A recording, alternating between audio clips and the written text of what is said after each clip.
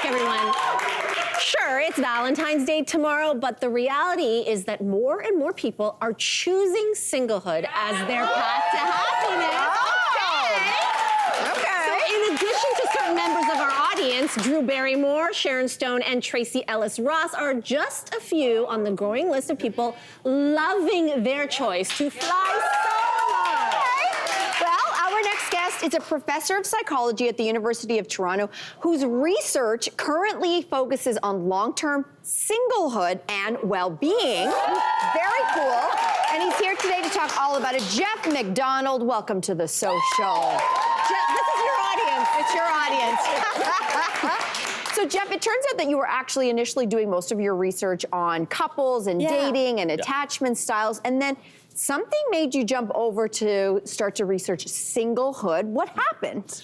I mean, society's been changing. So, you know, more and more people are living alone, more and more people are marrying later. And it's not just a Canadian thing. This seems to be happening around the world. So, you know, I had been doing a lot of research on romantic relationships, but when we were touting the benefits of romantic relationships, I don't think we were paying enough attention to the people who were saying, I'm single and I'm loving it.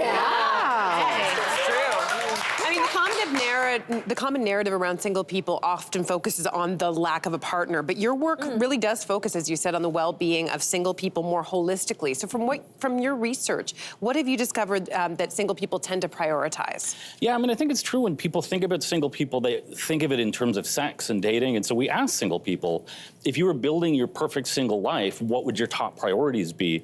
And of the choices we gave them, sex and dating was actually the bottom of the list. Wow, okay. The things that were most important to them were having a good relationship with your family, taking care of your mental health, your physical health. You know, work came ahead of all that stuff, friends, leisure. So there's a lot that's on single people's minds besides dating. Did you hear that? It was preach, Jeff. Yeah. that was over there.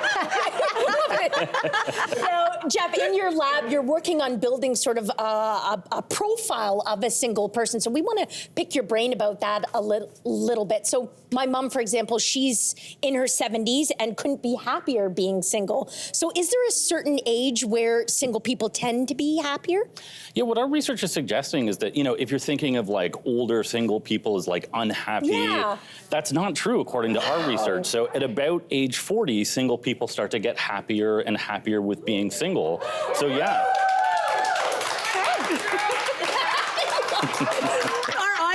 Looks like they're in church right now. They're like, praise. Okay, let's move on to like a stereotype, which is that if you're single and a woman, it sucks more for you than it does for a man. We feel sad. What's the research show on that? So we were surprised by this. So we went looking to see if there were differences between men and women, and we really haven't found a whole lot in our research. So, you know, if you're asking questions like how happy are you being single, you don't get a lot of differences.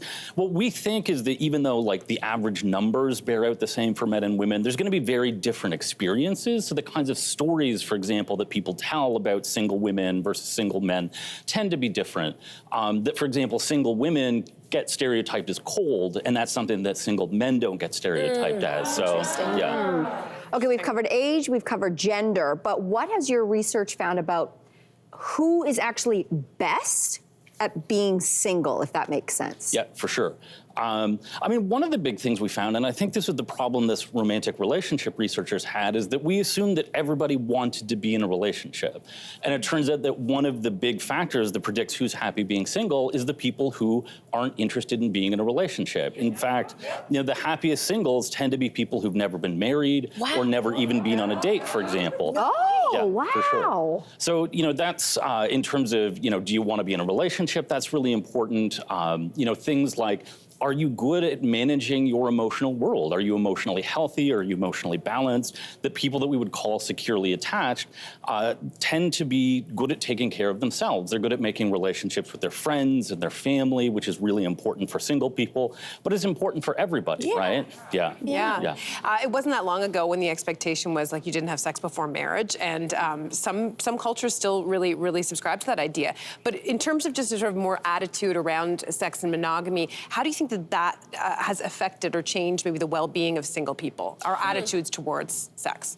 Yeah, I think that, to the extent that, for example, it's more acceptable to have casual sex than it used to be, right? So our research suggests that singles who are happier with their sex lives do tend to be happier with their lives overall. And it makes sense. That's something that a lot of people want, not everybody, right? Mm-hmm. But one of the things that we have found is that even though singles who are happier with their sex lives tend to be happier overall, and they'll tell you, the sexually satisfied singles will say, oh, I'm not as interested in a relationship, they're actually more likely to end up getting into a relationship. So we think that maybe people catch feelings when they're trying to have just something casual. They say that seems like a stereotype as well. It always comes to you when you're not looking for it. You know? Anyway, you've covered so many characteristics about people who are happy being single. What about the reverse, the flip side of people who might struggle with being single? Are there any sort of common denominators or characteristics? I mean, one of the ones that we found is a personality trait that's called anxious attachment. So these are the people in day-to-day life. You would think of them as the people who are kind of like needy and clingy and who want a lot of validation. They tend to have lower self-esteem. They tend to feel like they have trouble getting through life on their own, and they feel like a partner is what's going to make them feel better and make their lives better, right? Missing ingredient. Exactly. Kind of, yeah. And unfortunately, I mean, what the research suggests is that when anxiously attached people actually do get in relationships, they're not happy there either, right? Like the problem is something where they probably need to take care of themselves first, and then they'll be happier being single, or they'll be happier being in a relationship, whichever one they want. Yeah.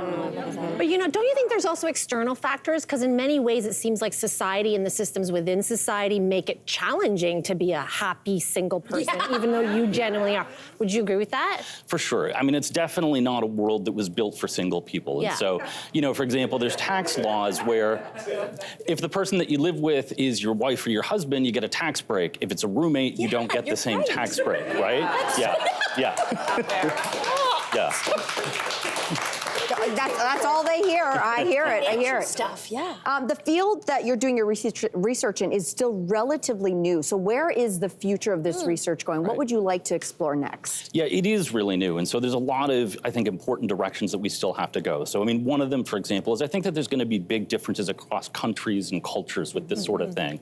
A lot of our research so far has been done in North America, in Europe. We've done a little bit in Korea.